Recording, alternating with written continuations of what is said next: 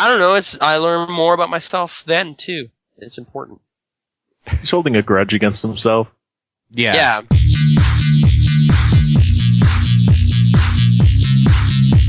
Welcome to the Pitch and Response Podcast.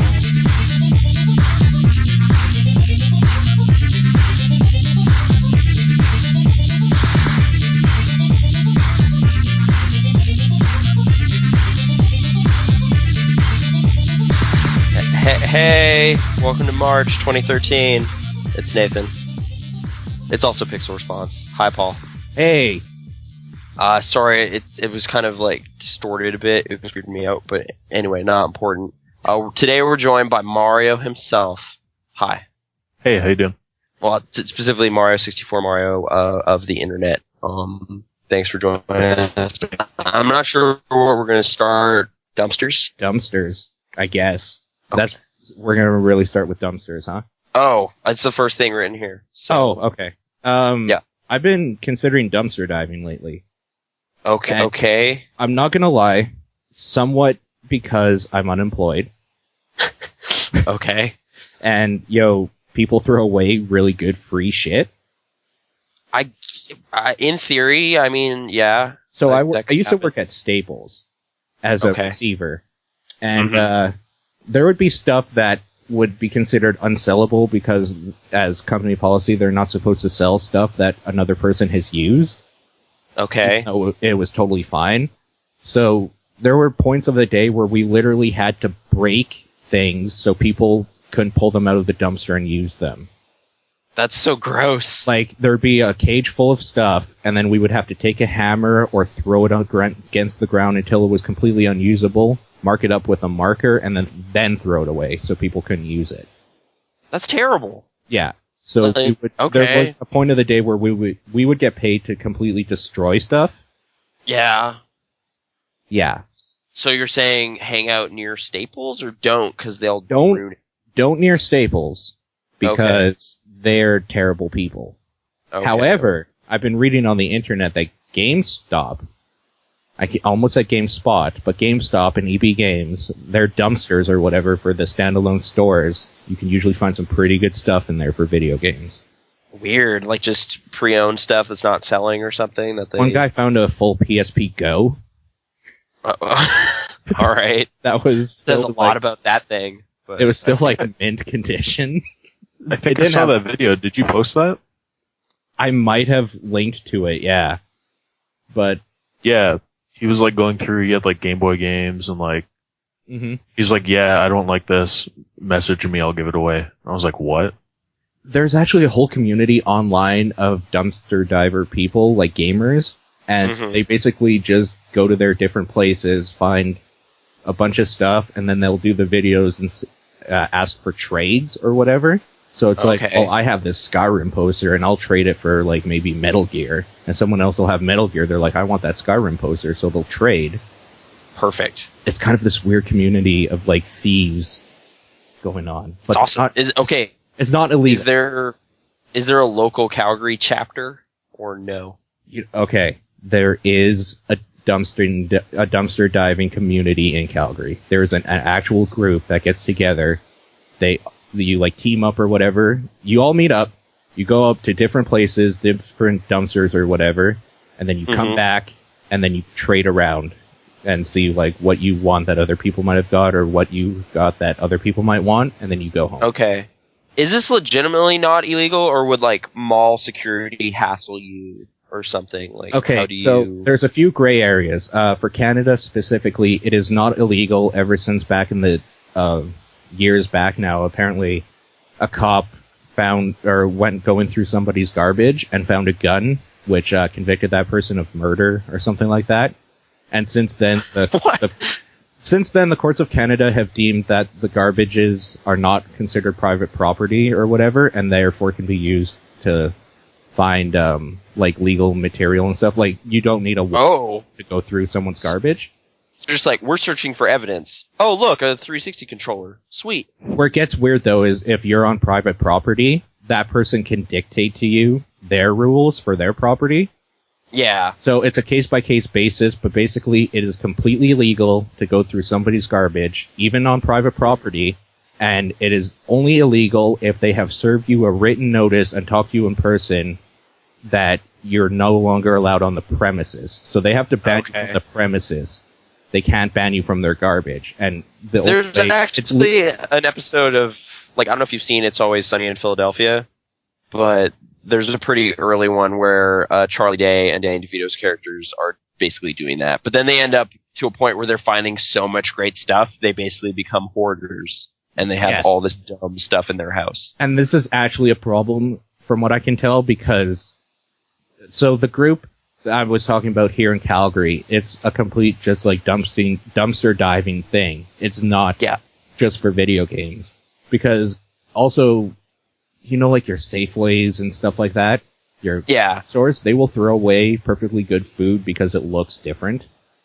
Oh no, dude, that's kind of my point of like relating to this is I used to work at a co-op and a Shoppers Drug Mart. And in both cases, you're often throwing away stuff that you're just like, really? Like, just because the bag's crumpled? Like, we can't sell this? Like a 12-pack toilet paper. Like, it got snagged a bit by the knife when opening it. Yeah. So the bag's not good. So throw that away. And you're just like, what?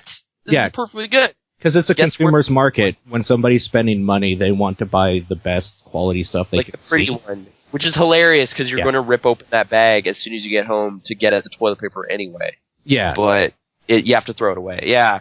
Or like a bunch of fruit and stuff. Like fruit gets dicey, but at the same time, a lot of it was like, this is still okay for like a while. Like, you know. Apparently the worst one for fruits is tomatoes, but tomatoes are, even for dumpster divers, like a hard one to gauge. So I think a lot of them try to stay away from it because those can go rotten pretty quickly. Yeah, I was in produce for a bit too, so it was definitely, you know, like, stuff gets funky without you really realizing it, and then you cut it open, and you're just like, oh, this cantaloupe is horrible. No. Yeah. But, I guess generally speaking though, there's definitely been cases where I've thrown away stuff that I feel really weird about because it's totally useful. We wouldn't just sabotage the stuff though, so there's probably been people snooping around there, picking up stuff, but that's fine. It's just so weird, because I remember there was one desk that was really kind of cool, or like office chairs that were really nice still, and the only reason they were returned is literally because there was a scuff on armrest, but since it was visible, people wouldn't want to buy it or whatever.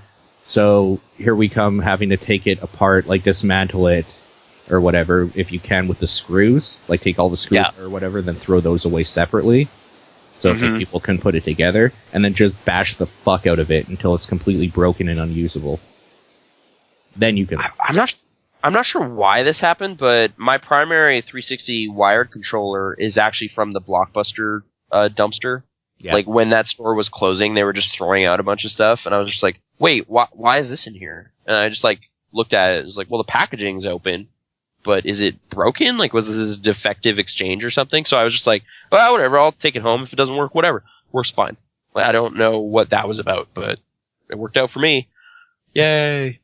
Yeah. There's probably a bunch of copies of Super in there, too, at some point, but oh well. Like, if you go online, you'll find a whole bunch of videos and forums and stuff like that where people are talking specifically, we're going to keep it to media here, about stuff you can find at like a GameStop or behind Best Buy and Future Shop, which apparently Future Shop and Best Buy and stuff are usually more dicey because they will have big cameras and stuff like that. They throw away bigger ticket items. You know what? So their private property laws are like, please don't do that, even though there's a... It's still the same thing, but they are more likely to catch you and serve you a notice. So then you're banned or whatever. So those ski masks I bought might be useful. See, the worst thing, apparently, from Joking, for any cops listening. The worst thing, apparently, from what I can tell, that really makes people cringe when they think about dumpster diving is their ego. They don't want to be caught or, like, seen by other people digging in a dumpster. Oh, yeah, no, it's a total pride thing, right? Like, it's like, well, how low have I sunk in if I'm scrapping? But in the words of Marcellus Wallace, though, fuck pride. Okay. Yeah. Mario 64 Mario, what's the thing you ever found in a dumpster? I haven't really been looking. but I'm sure that Marcellus Wallace found a delicious burger from the Kahuna. But are you judging us equally right now as being like, well, come on, guys, stop picking the garbage pickers? I don't know. I mean, I saw that video and it seemed really weird to me, but I can't really judge him. I mean, even going through some of the comments, some people had pretty good points. Like, this kid probably doesn't have like a lot of money. Like, the parents are probably in like a weird state or whatever. So I can't really judge people if I'm not in their position, right? Mm-hmm. Now I'm just thinking through, like, there's a bunch of stuff that probably comes through, like, specifically in EB Games, that is just not useful to anybody, like, to the business anyway, where it's just like, well, this trades in for $0. Do you want to keep it? No, I'm fine. And then it just kind of goes on a pile of junk. But if you want FIFA 08, it's probably free. Dude, there's better games than that. Like, people have taken out Metal Gear Solid 3 Snake Eater, full case manual and everything from there. One kid got GTA 3 and Vice City. Well, I guess, PS2 era stuff now is starting to fall into that weird zone. Yeah, you won't find, like, the stuff that can still sell, really, like the PS3 and Xbox 360. Oh, Dishonored is just here, weird. Yeah, no, not a PSP Go, on the other hand. Perfect. A PSP Go. Another person found an Xbox 360 with the disc drive was messed up, but I mean, a disc drive fix is really easy and cheap. Right. So. Yeah. I mean, there was a bag of games I ended up giving away on Kijiji from that time. Like, of just like, I don't know, I have Guitar Hero now because whatever, it was there and no one wanted to trade it. World Tour, I think it was, and just a bunch of stuff. A wrestling game. You still have Naruto, right? Somewhere, I think, yeah. Okay. Yeah. Okay, good. Okay, can I still grab that? Yeah, you're still first in line for that copy of Naruto, so fucking enjoy. So excited. Yeah. But anyways, so dumpster diving, thing that happens, I'm wondering how I can go about it, probably after winter, because like after the snowstorm we had, it's going to be real bad to find anything worthwhile. Right. Just like, well, everything's ruined now, so great. Yeah. This is not worth... Welcome to Canada. Nothing here stays good long. Actually, that was kind of a great little minor revelation. Like, yesterday, we just, like, Brittany and I were here, we're just like, well, it snowed, but we still want to go eat somewhere. Let's walk over to this local pub. It's just like a couple blocks. But just the walk there was so crazy treacherous in a way, because, like, so many people just didn't shovel. Just like, whatever. I don't want to shovel. It's cold out. And, like, the city could fall apart in, like, a week if, like, no one did that. Yes. They were just like, no, it's just not shovel. I don't want to do it anymore. And it's just like, well, now the city doesn't work anymore. Like, no one can go anywhere. We have to wait until the sun comes back, or else we're doomed. Like, it was really weird. Like, just thick snow everywhere, slipping, sliding, trudging. It was like a hike. We've had it easy, though. Yeah, it was one day of snow, so if it did that sustained for any period of time, it would be much, much worse. But, or are you also saying this winter's been pretty light? This winter has been, like, the last couple months has been real light. Yeah, I know. How's it been in Toronto, Mario 64 Mario? Last Thursday we got a really heavy snow, and it was all wet snow, so I broke my back on that. Yeah. And it melted, like, by now, like, we still have the aisles everywhere, but the streets are all cleaned and everything, so it's not that bad. Right on. Okay. We've had, like, almost no snow. It was basically Day After Tomorrow. Day After Tomorrow was on TV 2 nights ago. Perfect timing. I know. Like, right before the snow hit, that was on, and then I was just like, oh shit, it's happening. I gotta make sure I'm not in the sun, because I'll die. It'll be like a laser. Yep. That's so... Yeah, like, run from the cold. The wave of cold will kill you. It's just chasing everybody. That is not a great movie, but I still fondly remember parts of it. So, Roland Emmerich. He's pretty cool. Yes. Speaking of movies... Okay. I saw Silver Linings Playbook. It's okay. It's pretty good. Okay. Yeah, bipolar disorder, obsessive football fans, it deals with both of those things. Yeah. I'm trying to think really, like, maybe it didn't quite impress me to the level of praise it got, but it was a totally fine movie. It was decent. Good performances and whatever. Yeah. There you go. Dancing.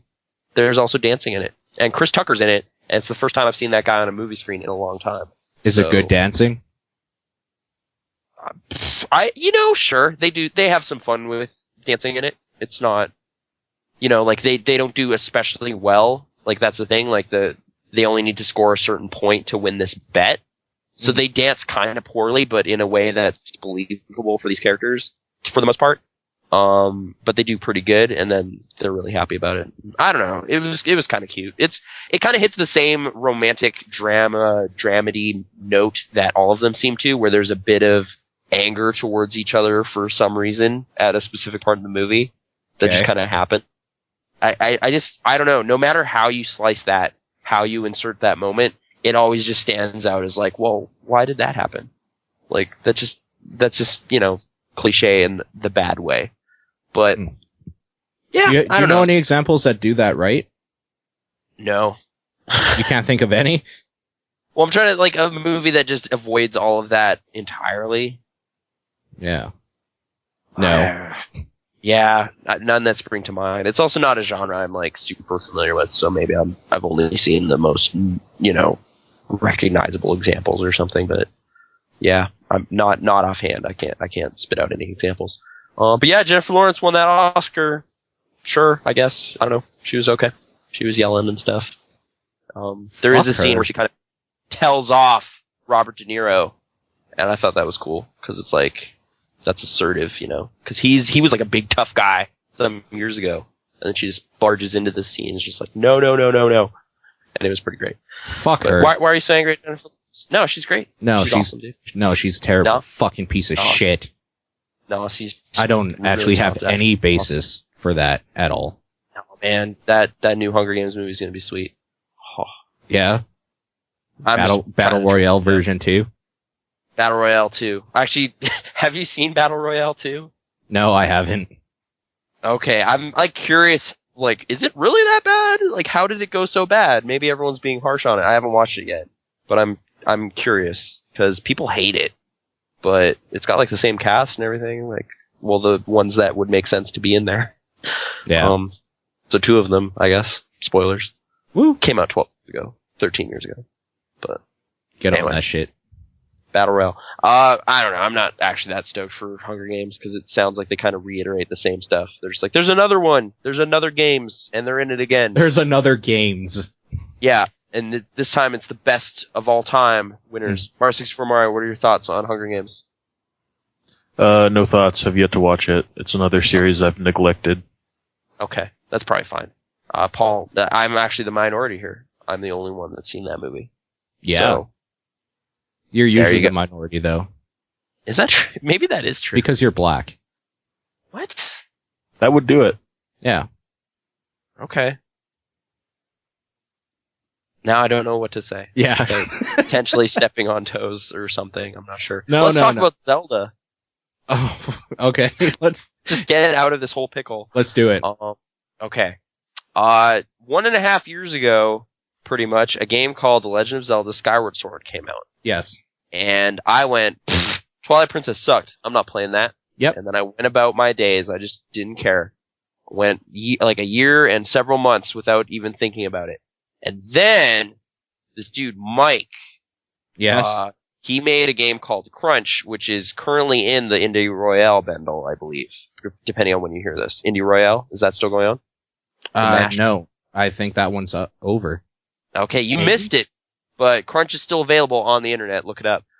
He was talking about how there's a really great dungeon in that game that involves time travel. And I was like, oh, really? Interesting. It's the first I've heard of it. I decided to check it out based on that. And am currently having a really great time playing that video game. Right. It's a great video game, you guys. I don't know if you know. I do know. Sword. In stores now. I do know that it's a piece of garbage. It's not true, Paul. Oh. I don't actually know that. Okay. I'm asserting myself into this conversation as the devil's advocate and saying you're wrong. Okay. See, I don't know what it was, but like I came out of like that holiday season 2011 with the general internet impression that that game wasn't very good. Okay. But then I looked up on Wikipedia today and it's just like, oh no, it won like Game of the Year at several different things. Famitsu gave it a 40. They kind of do that a lot nowadays, but they gave it a 40. Yeah. A bunch of reviews were like really glowing about that game, and I was just like, well, what? Like, I guess it was pretty much just Giant Bomb. It was kind of like, Did Brad Shoemaker review No, it was that? Patrick Klepek, I think, reviewed that game. Okay. Or at least he talked about it a lot. He gave it a 4 out of 5. And kind of, that's not bad, but for some reason I was just like that, and then in what they said on the podcast about it having a really weak opening part made me just kind of go like, that's gross, because that's kind of what turned me off Twilight Princess, was there's like a couple hours of click A, watch all this stuff, watch this dialogue. At least I felt that was the case. I just didn't get past that hump. I just stopped. Okay. Whereas this, people were saying the same thing, so I just stayed away from this game. I'm glad I tried it though, because first of all, that stuff didn't seem nearly as bad as anyone said. Like after about an hour, I was probably running around pretty free to do stuff. And the stuff that was happening beforehand was like a lot of flying, which I like flying in video games. I don't know. There's not enough flying and stuff, you guys. There's birds, right? Mm-hmm. And you can fly on these birds. And I don't know. I kind of like how that feels. It kind of reminded me of the airplane in Wii Sports Resort. So if you played that was pretty good. That was pretty good. Mm-hmm. It's maybe a little like there's less things to see and fly as you're flying around. It's all clouds and you're going to specific places, but there's that, and there's also jumping off of birds, which results in basically skydiving, which I'm a big fan of that as well. I thought that was a cool idea. So I was okay with this apparently rough patch that opens the game, and then everything beyond that is just making really great use of the motion stuff, like in ways I wasn't expecting, like just little stuff, like you're just like, hey, you gotta figure out this key and then put it in the door with the motion. And you're just like, well, it's a big ass key, I want to do that, and now you get to feel like you're kind of touching that key and doing it instead of just kind of watching an animation play after you hit a button. That's pretty cool, but let me put this point out. Oh, okay. I want to sit and push buttons. I don't want to turn a fucking key. I want to push a button that turns the key for me. Fuck that. Fuck motion controls. There was a game a few years ago that Capcom did on Wii called Zack and Wiki. Yeah, I have that game. It has like the same kind of motion puzzles, but it's much more dumbed down because obviously it doesn't have Motion Plus. Right. Yeah. I did check that out. It's kind of an adventure game in some ways, based on what I remember. Like you're kind of steering this guy with this ridiculous pirate hat around and solving puzzles and whatever. But yeah, it was pre-Motion Plus, so there's a lot less finesse to that stuff, which was kind of... I liked the concept, but a lot of the controlling was really sketchy and it didn't work a lot of the time, and I was like, yeah, fuck this. I'm playing something else. Yeah. Yeah. Like, that's totally fair with that game. Like, I don't know. I definitely saw some feedback. Like, I guess the GameSpot review of Skyward Sword did complain about the motion controls. I've had, like, no issues ever.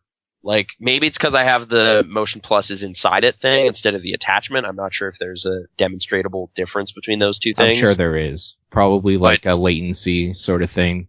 Maybe, but all I know is, like, it's been pretty much spot on. Like, there's been, like, a few times, like, it at times in the combat demands, like, a very specific swipe direction, but I don't know, like, and I'll end up kind of hitting it wrong or something, but I don't feel like I am totally not doing it well. It's just sometimes sword fighting is a little crazy. Like, I haven't been angry at the game for any of those reasons. Fair enough. The positives are definitely outweighing the negatives in that respect. Like, there's a lot of, like, guiding stuff around. Like, there's this little kind of flying beetle thing with a clamp on it that you can kind of pilot around with it to move a bomb into a specific area or whatever, or hit a switch or something. That stuff's pretty easy. The aiming with the slingshot is really easy. The downward stab is kind of satisfying. You kind of have to swing both things. It's gotten into that kind of thing. Like, I've had a few conversations of late. I can't remember if any of them are on the podcast about, like, when you're in, like, you realize, like, you're really caught up in a game, you'll kind of lean forward on the couch. Like, it's like, all right, it's serious now. You'll lean forward on a couch because motion controls are fucking stupid and you can't relax while you play a game. No, see, it's partially that, I guess, because it's demanding more of what you're doing. But at the same time, like, you can kind of ease back and just kind of wander around and solve puzzles and stuff. But then when it's serious, when it's combat time, when it's boss time, you lean forward and it's like you were standing there with your sword and shield ready to go. Mm-hmm. And so was Link. And I felt like, yeah. See, parts like that, I totally agree with you. But then fighting a little blob, fuck that. Like, oh, this is a dude that I stabbed 100 times before. Great. I get to do this again. I don't know. I haven't had that. Like, there's a few enemies that are more demanding, but there are specifically blobs, and I can kind of just ease back in my couch and just kind of deal with it. Like, you can haphazardly slice at it. It doesn't really matter. But I guess the Deku plants or whatever, like from the previous ones, they have them so that their mouths are open vertically or horizontally, and you kind of have to slash in that specific motion to cut it properly. Okay. So those are a little more like, all right, I gotta do this well. But I don't know, that in addition to kind of like just how colorful that game is definitely really appealing to me, because like, I mean, it's an overstated thing, like all video games are just gray. They're just gray and brown and but the aesthetic of it is just really, really popping in a way I think is great. And I don't know if you guys saw a while ago, Ben actually sent me a video of somebody emulating Skyward Sword on Dolphin in HD, and it's like really, really beautiful, because in standard definition you can't really, like, the backgrounds really like blend in, like blurry, but but in HD, like, I don't, it's weird because the graphics are like they're like paint strokes. It actually looks like a friggin' watercolor painting. It's amazing. Yeah, they're definitely find that video. It looks like there is kind of a really conscious painterly thing, like smudging happening in a lot of places, which makes it like, all right, well, this doesn't look real, but it looks cool. But I guess if that stuff was a little more vibrant, like when I'm flying around, it's definitely like that skybox just kind of looks like a big creamy mass of cloud. Like there's not very distinct. Part of that's probably the contrast on my TV isn't amazing, but I don't know. Yeah, I could definitely buy that it could look even better than it does right now, but I don't know. For like a Wii game, I guess, is the thing. I've been, graphics just haven't been an issue. I've been pretty impressed with a lot of the stuff they're doing. A lot of great stuff with scale too. Like I fought a really big boss that reminded me of kind of a Shadow of the Colossus type encounter. Yeah. Which I thought was really neat. And then just like kind of a creative, like, I mean, they have to do this every time out, like come up with a creative reason for why you're doing any of this stuff. Like why are you going to these dungeons, whatever.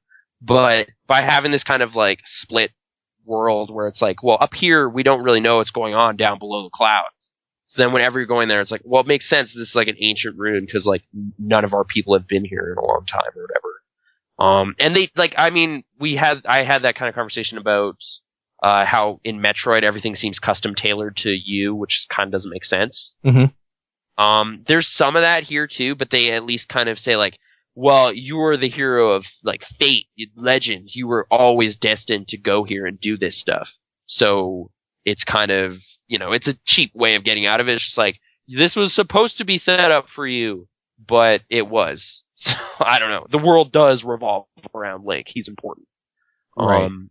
This did have me thinking though yesterday about how weird it is that there's like no mention of that dude's family in most of those games.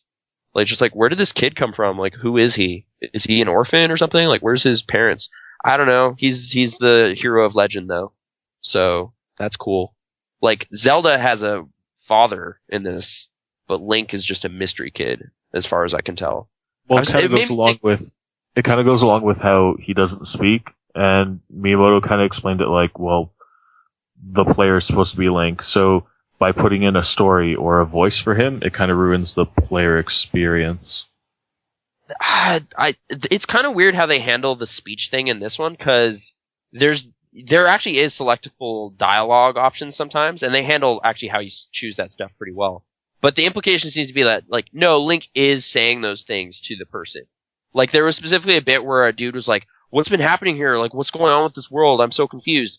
And then it kind of, like, shows them talking and pans up and, like, goes to the sky for a bit and, like, cut to black and then comes back. So it's like, the implication is, like, well, Link was talking to that dude for, like, an hour and explained what was going on. Which, right. There's still basically a Navi fairy type thing that is in your sword. but she doesn't intercede to talk on your behalf in this one. She's more just kind of chiming in with a lot of information all the time, which occasionally is kind of funny because like her character is kind of written like a robotic kind of computer mentality for some reason. I'm not sure if that's going to tie into some sort of story thing. There's definitely some weird technology stuff in this one. Like I've been fighting some robots in one area. But at some points she'll just kind of talk in a very mechanical procedural manner. But occasionally she'll just chime in with like annoying stuff, which is like, hey, your batteries are getting low. And you're just like, I know, I don't care. Like, stop it. Or just like stuff like that. Like, just like, hey, you should go over here. It's just like, I don't want to do that. Like, there's still some annoying stuff with that. I guess the most annoying thing on that front is the game seems to forget sometimes when you've picked up a thing before. So you know how in Zelda when you'll like pick up a Deku seed for the first time, it's like, hey, look at that! This refills your seed satchel. Isn't that great? Periodically, like, I'll boot it up again and it'll just be like, hey, this glob of slime is pretty great, right? And you're just like, that's my 17th one. Like, I know what that is. Why did you stop me to show me that? Like, I'm not sure if that's a glitch or what, but that's the most, like, irritating thing I've noticed so far, so generally speaking, I'm having a pretty great time. So 3D Zelda's on the map for you again? Yeah! Okay. Yeah. I'm trying to think, like, should I play Twilight after this? Maybe give it a proper try? I think you should, and I think you should replay Ocarina and Majora's Mask, because, not to get too far ahead of ourselves, but it's probably going to be a 2-episode special edition of Retro Kill Screen about Zelda games. Alright, I like Zelda games, so I should probably... Can I be on that one? Or well, we need to find somebody that actually likes 3D Zelda, because me and John hate 3D Zelda games. I like 3D Zelda. By hate, I mean we just don't like them as much as 2D. Weird. Okay.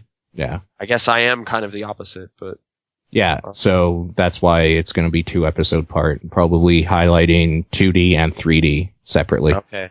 I guess Mario 64 Mario, do you want to like sing the praises of Minish Cap? Oh, Minish Cap.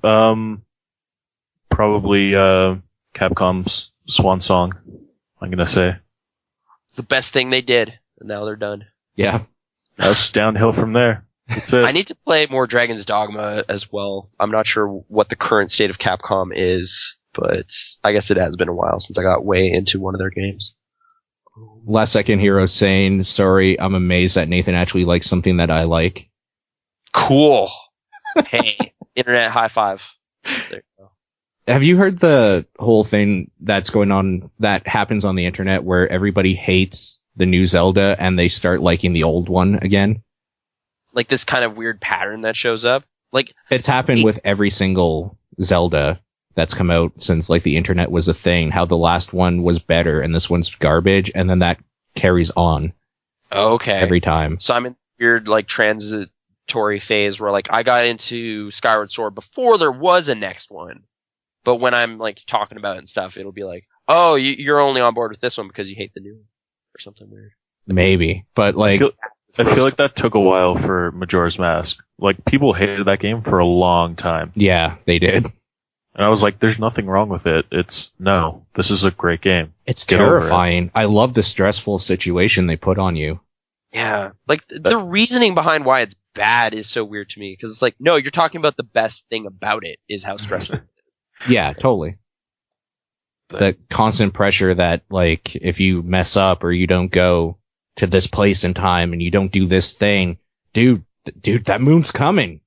Like, you gotta move. That like, thing, actual end of the world imminent threat is always there. Yeah. It doesn't help that it's terrifying as fuck, too. Yeah, like, there's kind of like a potential world-ending threat in this one, but it's definitely much more, like, you don't have control over when that happens. It's just the game is like, hey, teasing you with a cutscene or like a scary dream or something. Like, right. It's not like you can always look up and be like, oh crap, I gotta hurry. Like, there's no constant reminder like that. So that one definitely still has that going for it. Mm-hmm. I think I remember I liked it when I first played it, but I don't know. It wasn't in a conversation about like best games ever. It was more just like, yeah, that was crazy. That was a crazy game. But anyway, sorry. One of my few gripes with that game is that you can't save whenever you want. I mean, you technically can, but that first like whole bunch, like the first hour or two of that game, you can't save it all. So you need time to invest in that. Oh, like when you're kind of just watching them set the stage and you're cursed as like the little Deku guy and everything. Yeah, you're going through the first 3 days and then you can't really save until you get to that final battle. Oh, yeah. I guess I mean, awkward introductions seems to be a current, like, just a thing with Zelda games. Maybe they need to figure out, but yeah, like, just expedite that getting to the cool stuff business.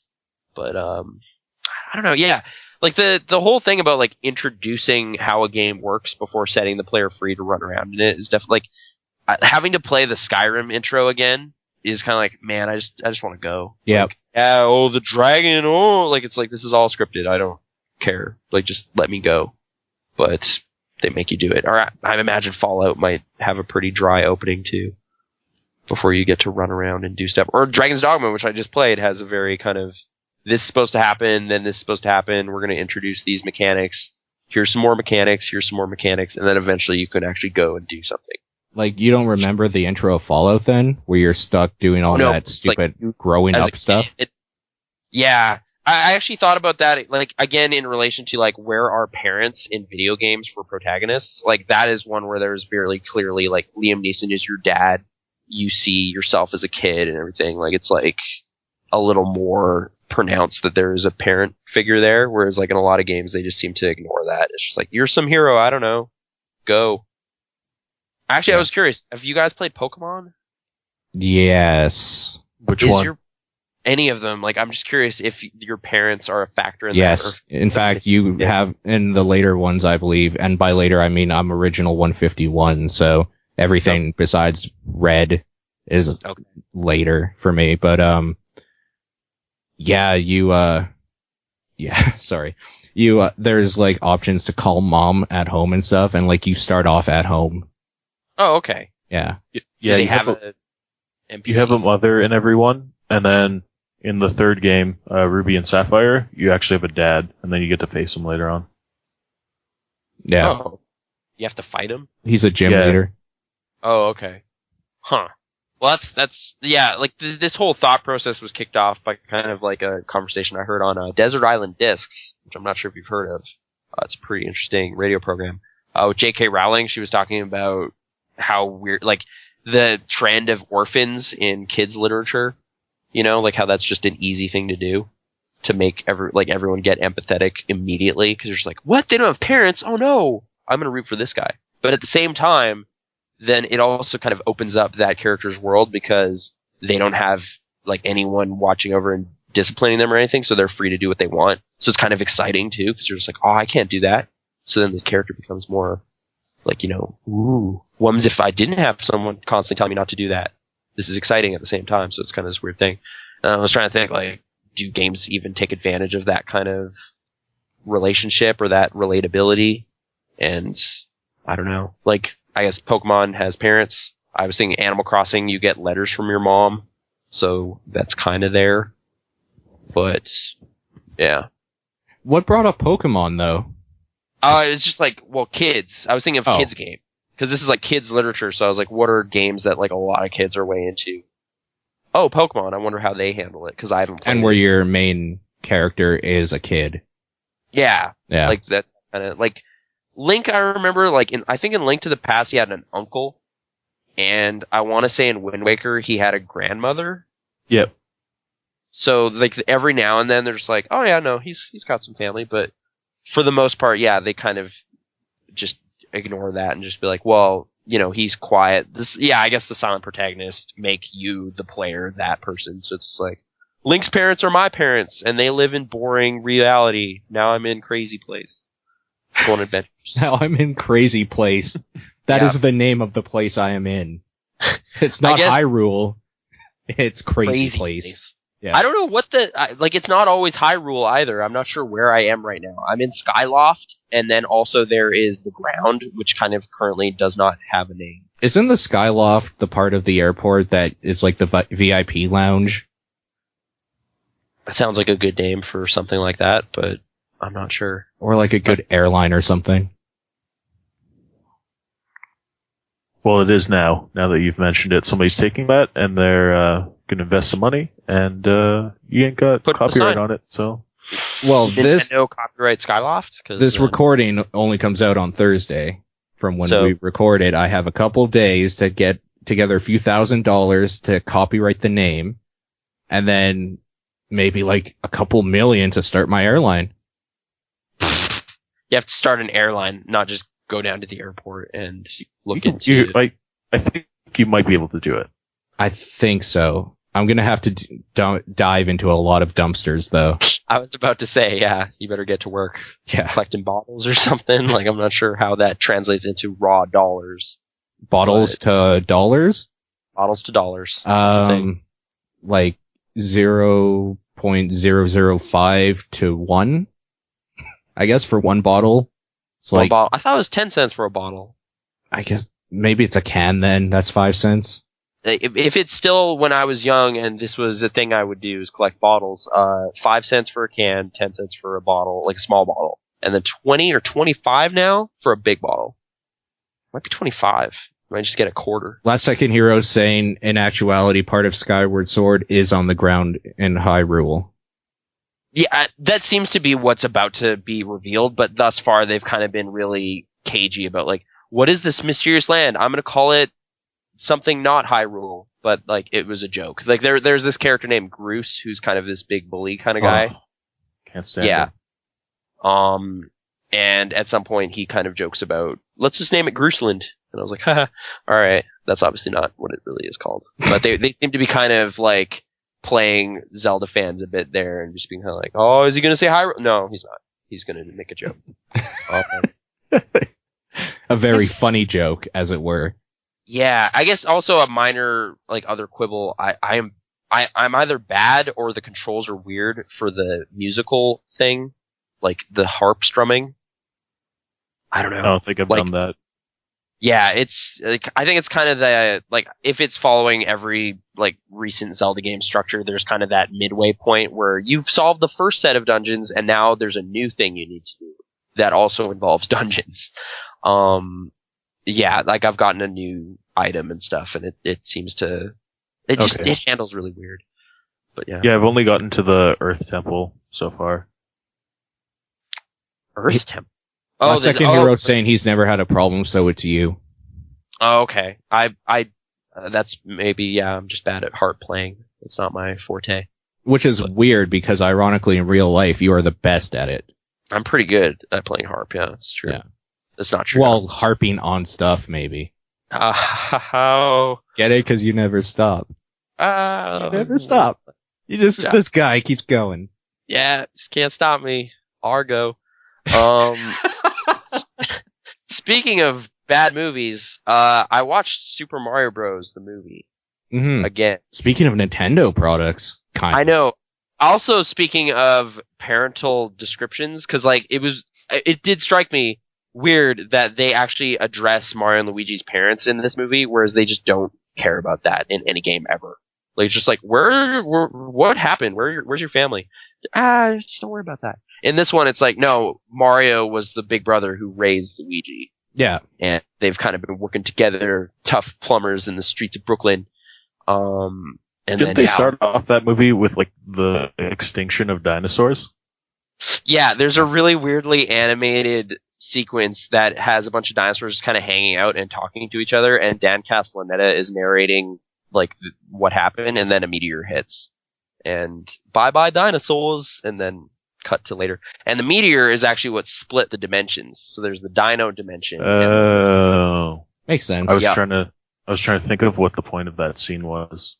Yeah, the plot of that movie is kind of amazing. Last time I watched it, I was listening to Destructoid people joke about it. So I was, like, just listening to that and then watching the screen. I was just like, wow, this isn't that bad. Like, there's pretty crazy sets. Like, there's a pretty weird look to this movie. This is okay. I was not hearing all the dialogue, though, that time. So watching it again, it's just like, oh, this is why everyone hates this. Because the jokes and stuff in that movie and, like, the way the scenes just kind of lie there on the screen are amazing. I agree. Bad. It's kind of dumb though. Like there's some bad parts of that movie. They're just like, hey, let's go out for dinner. Like Daisy and Mario's girlfriend Danielle are just hanging out, and it's like the most boring scene ever. There's just like exposition, bad, cute banter. It's just bad. But yeah, I guess once you get to like Dennis Hopper and crazy de-evolution and Goombas and dancing around and whatever, and that song is great. Everybody Walk the Dinosaur. It's amazing. So there's good stuff, but I don't know. It's definitely harder to make a case for that movie than I remember. But Bob Hoskins, man. He hates that movie so much. That dude is a treasure. I can't believe they got him for that movie. Yeah. And John Leguizamo. He is not a treasure. He did The Pest. Yeah. I have yet to see that to know why you hate John Leguizamo. You should probably watch it. I was on Netflix for a while, but I checked recently and it's no longer there. I would have clicked go on it a couple days ago, but it was not there waiting for me, so. Maybe I'll find you an illegal copy of it because you should not be paying anything to be able to see it.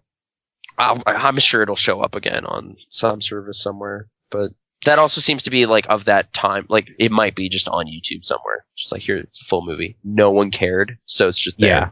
It's like Suburban Commando or something. Like it's just there. Mm-hmm. But yeah, that has everyone here seen it? Everyone seen the? Yeah. I saw it a while ago. I distinctly remember having it taped on VHS as a child, and the tape ran out right at the end of the movie, so I never got the last scene. Like the scene after the credits, or the wrap up to the movie? I think it was like a couple, like 1 or 2 minutes before the credits, and it just cuts out.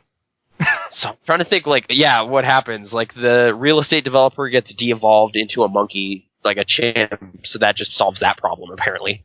Like, they can't develop this area because he's an ape now, so whatever. Yeah, I got that. Yeah. Then they go back to the dinosaur dimension or whatever, hit, like, King Koopa with the de-evolution ray, and he first turns into a crazy dinosaur for, like, 5 seconds, and then he just turns into primordial ooze and splashes on the ground. Yeah, I remember that. And then they go back to like weeks later, and it's just Mario and Luigi hanging out in their apartment, and Luigi's really bummed out because Daisy's in the other dimension. That's where it cuts out. Right okay, what happens in that scene is dumb. Like it's like a setup for like a sequel or something. Seems to be where their head's at. Like, Daisy kicks open the door, she has, like, a big gun and, like, grenades strapped to her. She's just like, you won't believe what's going on. And they're just like, woo! And that's it. Like, they're ready for another adventure. And that's the end of that. And then the scene after the credits is terrible. It's like Japanese businessmen pitching Spike and Iggy on a video game. What? And it just... Yeah, okay. There's like, I mean, the joke is obviously supposed to be kind of like, oh, I get it. They're talking to the Mario brothers about making a Mario game because Mario games. And then they pan the camera over and it's the two, like, henchmen, and they're just there and they say some dumb title pitches for what it should be called. And it's terrible. But yeah, Gross. Super Koopa Cousins. Haha. I find it hilarious that you weren't able to see that part, Mario 64 Mario, because of like the tape just cutting out. It reminds me back the day of tapes when you could mess up a little ribbon and everything would be gone.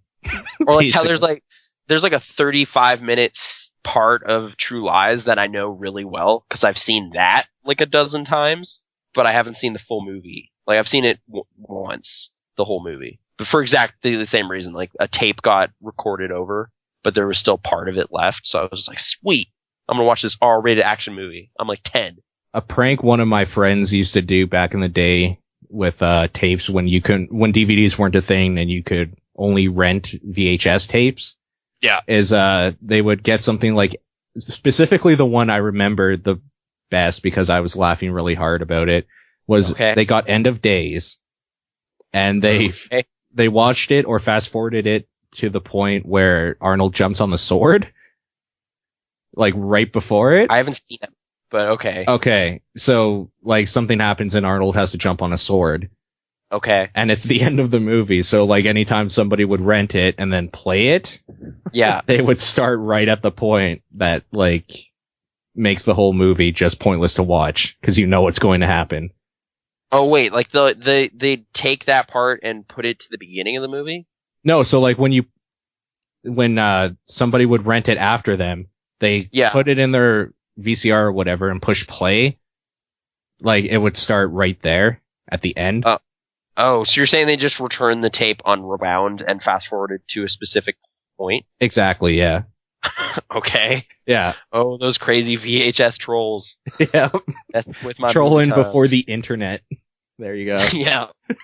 But I mean, like, that wouldn't work on, like, that's why I was confused. Like, did they totally tamper with the tape? Because, like, I was one of those, like, people that would rent a bunch of videos and check them and be like, oh, this isn't rewound. Yeah, but you would check them. Like, my parents would never do that. Oh, okay. They would just throw it in. The hope that someone just pops it in and just be like, oh, what? Oh, ruined the movie. Man. But, and like also, if you knew how VHS tapes even worked, you would look at it and you could see if it wasn't rewound from just holding it in your hand.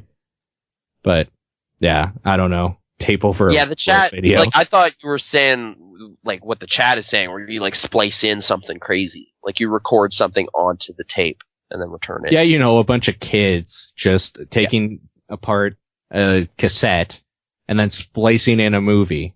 No. I don't even mean splicing in tape. I mean, like, putting a piece of tape over that thing that prevents you from recording on it and then just, like, gotcha. dump shit and then returning it. So it's like building up to the climax of the movie. Arnold jumps up and then cut to you guys going like, bah! And we have done that before, but not of us going bah or whatever. Of just like a television show. Yeah, like it's just like cut to a news broadcast or something. It's like, what? Yeah. Oh, that movie sucks. That ending doesn't make any sense. They just cut to something else. It was weird. Breaking news. Yeah. Peter Hyams, that guy is not very good.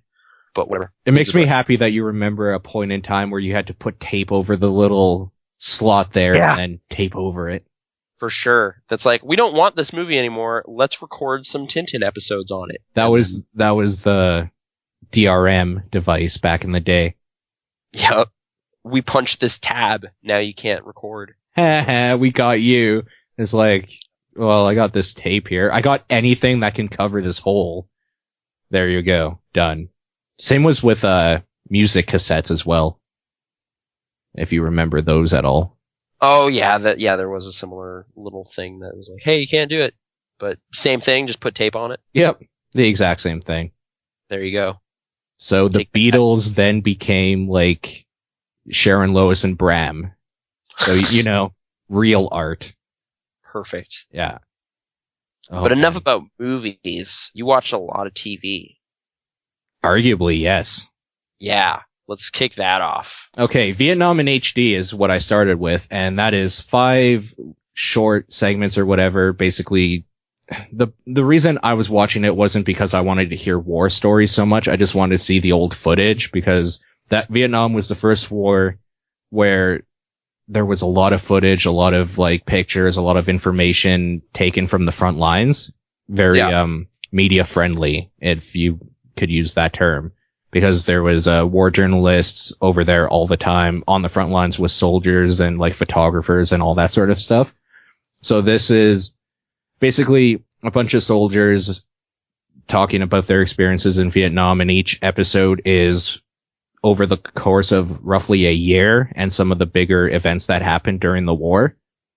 And just, I don't know, just real cool stuff. I really like I almost went to school for photography, and my idea was I was going to be a journalist for like war specifically. I wanted to be a war journalist. I've covered wars, you know. Yeah. And then that became a thing. And when that became a thing, I was no longer doing that really into that. But, yeah, I had always wanted to be the guy on the front line with people taking pictures and stuff like that. But so, more than anything, it just kind of resonated with me in that regard. That war was fucked up. There's a lot of bad stuff. War crimes or the reasoning behind it at all, like that kind of stuff. A lot of like around the last episodes, the last 2, they reminded me a lot of what they dealt with First Blood, where it's just like the vets coming home and they're excited because they've been in this terrible situation or whatever, and they're basically like living each day thinking they're going to die any minute for months. Yeah. Then they come home and they're like just happy to see other people again, and they think they're going to be heroes or whatever because they're doing this terrible thing to keep the people at home safe, or they're going to be these heroes. Yeah. And then they get fucking like stared at the whole time, or like melt off too, or in some cases stuff thrown at them. Mm-hmm. And it kind of like, I don't know, stuff like that. It just listening to it, it's like kind of hurtful to even hear. Cause like, even though you might not agree with the war and stuff, these are dudes that just kind of didn't have a choice or whatever, or thought they were making the right choice to support. Well, like, there was also the draft and all that kind of crappy stuff. That came a bit later though. Oh, okay. So this is the first group of people that went? Or? Yeah. Okay. Yeah. I guess, yeah, 'cause, like, up to a certain point in history, war was considered kind of a noble thing to do, and that conversation definitely changed. And then, at this point, it was like, now it's like, why are we doing this? And then, yeah, the whole political backlash and all that stuff. Yeah. It was the least popular war up to that point. Yeah, no. And no war should be popular, I guess. Yeah. But yeah. Like, the thing is, like, it's weird looking at it, like, I mean, hindsight is 20/20, all that stuff, but, like, having taken, like, classes about a lot of, like, literature from that time and stuff, it seems like, I thought this revelation was apparent after the First World War, because there was a lot of, like, stories and stuff coming back from that, you know, and then I guess, like, but the more and more exposed to more and more of that stuff, like, it's just like, well, first we had stories and poems, but that didn't really paint the picture, then we got a lot of photos, and that was pretty crazy. But then we did it again, and now we actually have video and, like, audio recordings, and now we're kind of like, oh, I don't know, this is awful. Yeah. But, yeah. Yeah, so I think there was... Vietnam, I'm going to say, was a very important war. Because it was the first one that actually brought the war to the public attention, I think. Mm-hmm. Where people could actively see terrible things happening to their, like, brothers or sisters or whatever over... like across the other side of the world, and right. Just the fact that it was so unnecessary, because well, I guess it's like questions of global community stuff and like why is this even happening? And, yeah. And the weirdest thing I took from Vietnam and HD specifically is like if you look at it from a military, like a war type point of view, yeah, they actually won. Who did? The Americans. If you could put like a win-loss type scenario on it. Oh, like if you're saying like tactically. No, like all their campaigns they successfully completed. Right. But it just took such a toll on the psyche of America at the time and in general that It was like, it really was the whole like, we won, but at what cost sort of thing. Like people, I mean, things at home were going crazy, civil like revolutions were happening. It was just a really bad time for everything. Like I don't like. I guess I'm trying to think like what are the win conditions?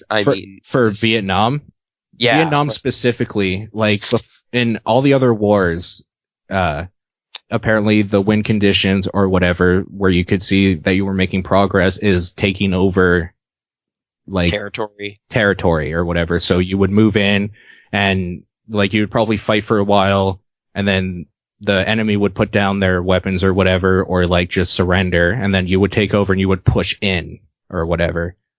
Vietnam was the first war where the way you won is by killing everything. So it was really kind of disgusting because there was no territory you could push in. It was guerrilla warfare they were fighting against. And since there's no like territory to get to or whatever, it was essentially body count amassed who would win. But like even then, it's like it's not like they took the country, so they kind of still lost. If you look at it like in a way, I think what they were saying. Like I'm not trying to say like you guys won or lost. Like it seems like the real answer is just like, well, no one wins. Like it's just bad things happen. You know? Yeah. Like no one's like walking away from that feeling like, yeah. Like it's just like, I don't know, what was that? What happened? Let's just get out of here. Yeah. You know, does it go through the whole thing, like to mid-70s or? Yeah, no, to 1970, I believe, to like when troops were recalled. Okay. Yeah. I thought it didn't officially end until like 74 or 75. Yeah. You know, like, it was a long drawn out thing. Yeah. But, okay. A lot of stuff. Vietnam. Yeah. Where was this? Was this online or? No, History Channel. I actually recorded it off of History when I had TV 1.5 years ago. Oh, okay. And it's just been on my PVR that whole time. So anyways, that was 5 hours one day. Okay. And, I was watching some House of Cards. Only about 3 or 4 episodes, I can't remember. So maybe 3 or 4 hours of that. That okay. show is great. Okay. I really like it. Okay. Maybe, I mean, I've seen the first season. Like, I've seen all of it. It would be kind of nothing without Spacey. But then I was thinking, and like everything Spacey's in, I think the only reason I like it is because of him. Because that guy has some crazy good acting and charisma. Mm-hmm.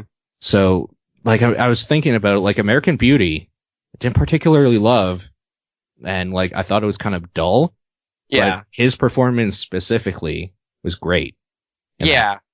So, I mean, I guess for me, that movie would probably be Usual Suspects, where I kind of don't like it, but he's just telling you a tale the whole time, so you just kind of get to hear Kevin Spacey talk to you a lot.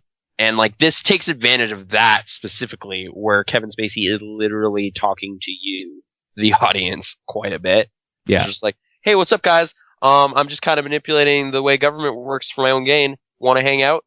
And it's like, that's the show. And it's like, okay. Like, it's kind of weird how, like, just this devious character is the center of it. So you're kind of, like, on the bad guy's team almost. Like, he's pretty conniving. Yeah. But I don't know. Yeah, there's definitely something compelling about it. Like, I really enjoyed watching through the whole thing, and I can go for some more. And it's interesting because it's a political drama, Mm-hmm. which I don't usually find interesting, which kind of relates to my next thing I've been watching, Game of Thrones, season 1. Okay. So I'm finally catching up on Game of Thrones.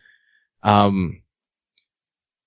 mean, okay, essentially it is totally just political drama that with swords, that show. If you want to base it down to anything where, like, now it's a revenge plot kind of, but basically. Well, yeah, but it's like territories changing hands, who's king, who's not. Like, that's just ongoing, perpetual conflict forever over those kinds So I'm going to things. go ahead and say that, like, the writing, I'm not particularly fond of, like, the storylines and stuff so far. I'm just kind of like, meh, whatever. It's this taking place back then. But in a completely different realm or whatever. Like, it's a different planet, but yeah. The only thing, the only thing that really has gotten me interested is, well, first of all, it is very technically sound. It is great looking. Effects and stuff are pretty good. So much production value, ridiculous. Yeah, that's some big budget television right there.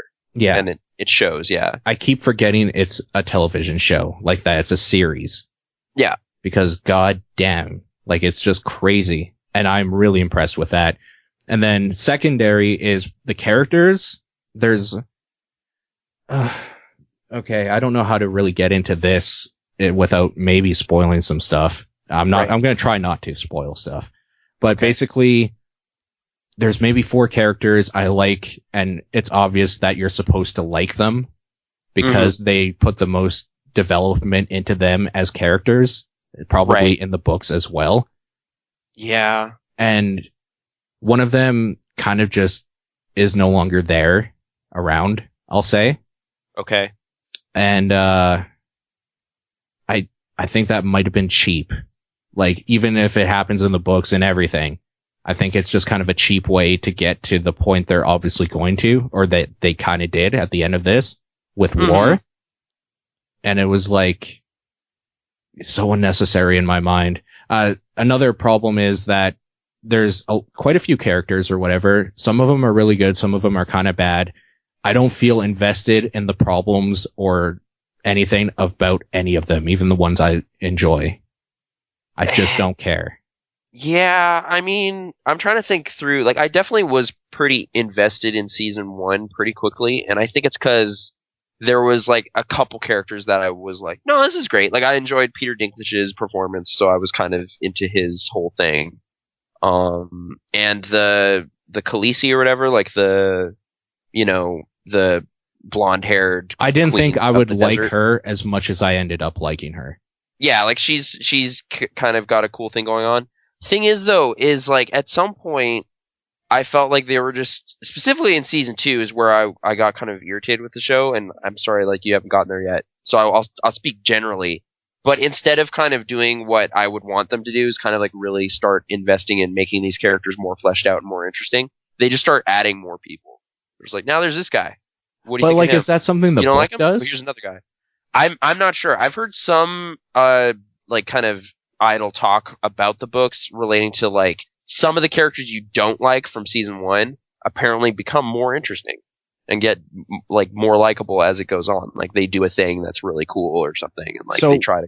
At what point change are the that up. Lannisters actually characters and not just villains? Apparently, like, well, for specifically Peter Dinklage's character, season 2.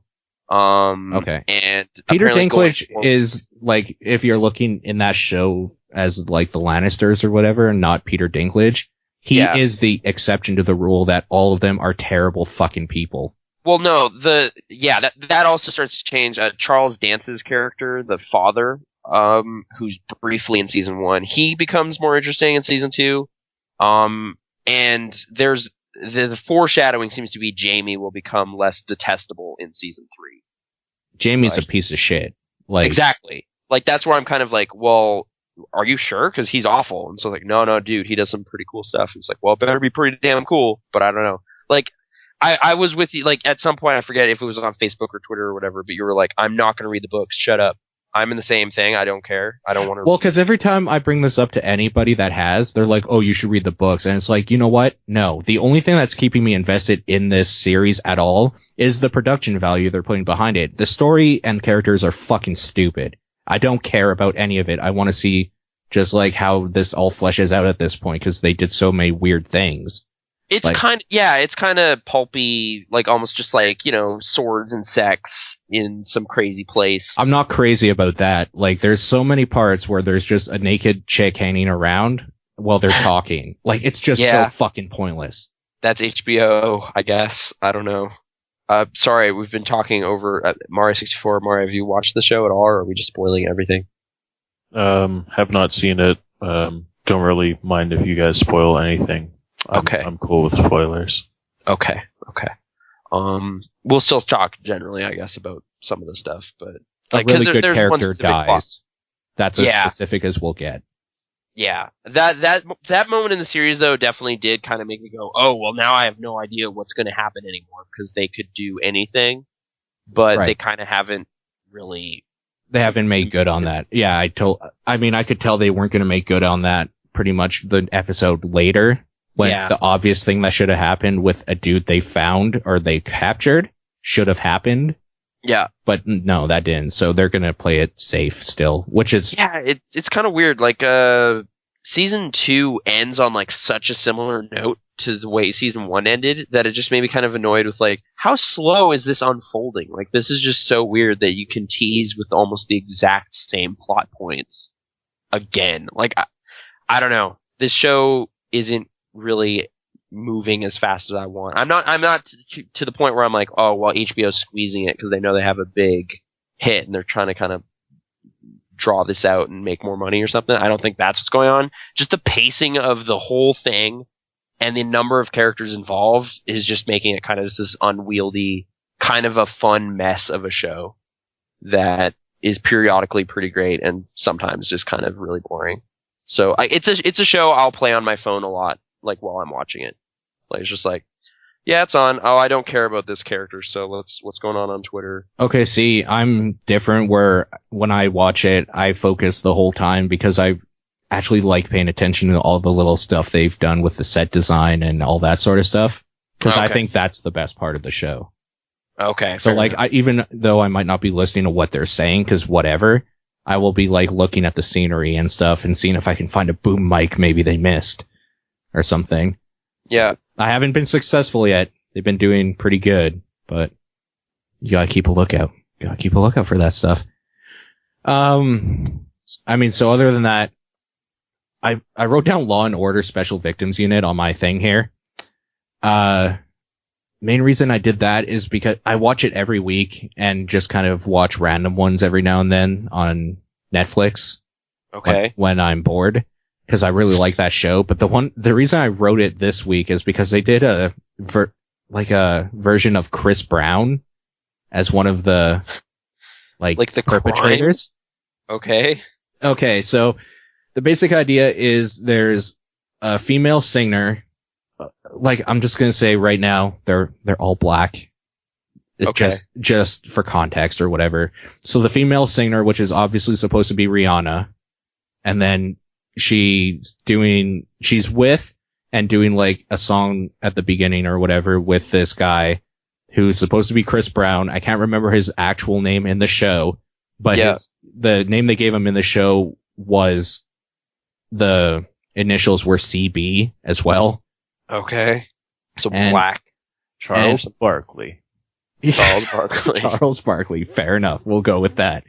And it just he beats the shit out of her right at the beginning with everybody watching in the studio, but nobody wants to say anything because, he's rich and like stuff like that.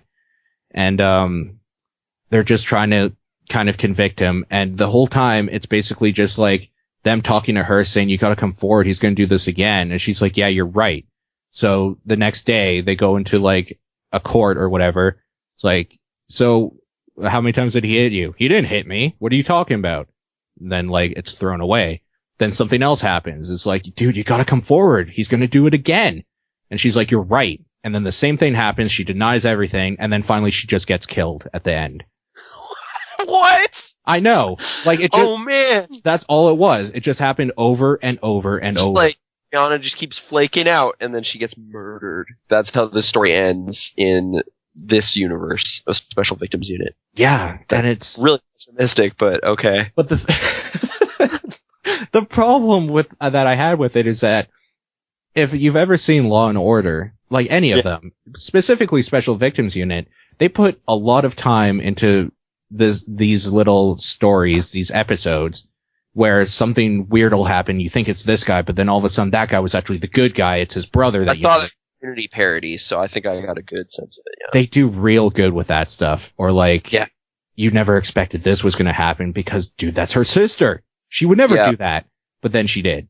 And just like weird stuff like that. And then this is just literally like beat, deny, dead. It's like, what have we learned today? I don't know, but it's ugly world. You didn't even need the cops in this. Okay. Yeah, I don't know. There you go. Was it like, did it seem like, cutting satire or something, or was it just like, what? Weird. Like, maybe. Why would you do that? Alex Navarro's in it. Not Alex Navarro, Dave Navarro. Two Navarros. Alex Navarro, that would be great. Yeah, that would be pretty good. Just a witness on the street or something. And his name, he's a producer named Ferrari. Okay. Or, yeah, I know. It's so fucking stupid. Like, it might just try to be a satire or something. It fails. Because it's just so obvious what they were going for, and that's not the type of show where you should go for that. It's like a crime drama. You're supposed to have some twists and turns and some weird shit going in there. You're not supposed to have just something that you don't even need the cops in because they don't do anything. Right. I don't know. Just really fucking stupid. You could have had this as like an after school special with a best friend telling her to go forward and then her flaking out over and over and then dying. Okay. I don't know. That's weird. The lives of celebrities. I was a little infuriated by it. That's why I put it up there. And then enough to be like, I'm done with this show. No, absolutely not. I'm hoping it's a one-off. That was a misstep right there, but we're gonna see in 2 nights, though. Okay. Was that the latest one? That was last week, yes. Crazy. Wednesday nights. I've been watching a lot of Full House. Oh, okay. I guess we'll just keep the TV thing. I'm just gonna get rid of all my stuff here. Well, the TV. Okay. I've been watching a lot of Full House. I watch it every day. I'm not kidding. It's on at 6 o'clock on CTV or CTS or whatever here in Calgary.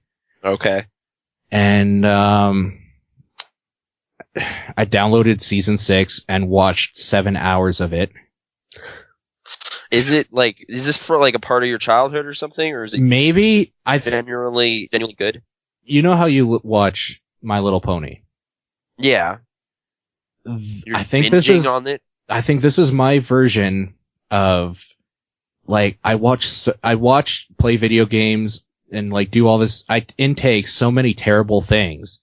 Yeah. Like Rihanna being beaten until she dies, or like Game of Thrones, my favorite character dying, or like House of Cards, just like this intense political drama where cynical, backstabby, or like watching Vietnam in HD, right? Or playing Resident Evil Director's Cut. So you just needed a heavy dose of family sincerity and like fun times. But it's not sincere. It's super cheesy and corny in a way that I can get behind, and I'm fine with that. I just need something where like at the end of the day, you just relax, and it's like there's still like people out there that aren't terrible. Right. Everything in this world is fine. Like the worst dilemma was like, oh no, we don't have enough volunteers for the bake sale, but it works out and everyone's happy. And I really like seeing what problems they come up with, because when I watch, I'll preface this by saying I've seen every episode of Full House in my lifetime, because I used to watch it growing up. Okay. All 192 of them. Yes, I've seen all of them. I don't remember all of them, but I do remember a good chunk of them, so revisiting them has been kind of neat, but... So, like, there'll be that moment in the episode where like, oh yeah, I've seen this one. This is great. Yeah, where it's like, oh, DJ started babysitting this one, so this is the one where Brian gets his head stuck in the, what's it called? The banister there by the stairs, and they had to use so much butter around his head to try to get him out, but then they have to call Danny in anyways to cut it apart because he's stuck in there good. Mm-hmm. And then she's worried because it's her first babysitting job. If they call her dad, she'll never be allowed to babysit again. Ooh. And like all these weird kid problems and stuff like that. Yeah. Yeah, and I was, okay, so I haven't been sleeping all well lately. There's been days where I've just been up for like 20 hours for no reason. And yeah, it's kind of hard to reach you sometimes. It's like, I don't know when Paul is conscious or what. But like on the days where I'm exhausted and that's on, I've live tweeted quite a few times. Well, that show. Anyways. So is there a hashtag? Do you have like Paul's Full House? No, the hashtag is just Full House, and I think there was another one. I can't remember. Yeah, she wanted her own phone line. That's right. Anyways, so as an adult now, I'm looking back at this stuff. I'm not at the age yet where I want children, but I am starting to be at the age where like that is a thing that could conceivably happen in the next 5 to 10 years. Okay. You know what I'm talking about? Oh yeah. Yeah. So it's kind of almost like a nice little thing to like watch a family situation, even though I think it's ridiculous because there's like 10 people living in a house. That's just crazy. Another big thing that I've been into though is since we criticize media, like that's a thing you and I do. Yeah. I guess. Constructive criticism, hopefully. Sure. Yeah, we'll criticize it anyways. Maybe analyze. We analyze media. Let's go with that. Anyways, like, I'm always interested to see what problems they can give a well-to-do, middle-aged white family in San Francisco. Right. Yeah. Like, on the world stage, they're fine. So, like, none of their issues are that big a deal. But we need to have some show, so let's go. Yeah. So, yeah, there's that. And there's also a weird meta layer involved as well, because everybody knows how Bob Saget actually is as a person. Do they? Well, like, because of his comedy and stuff. He's kind of a disgusting human being.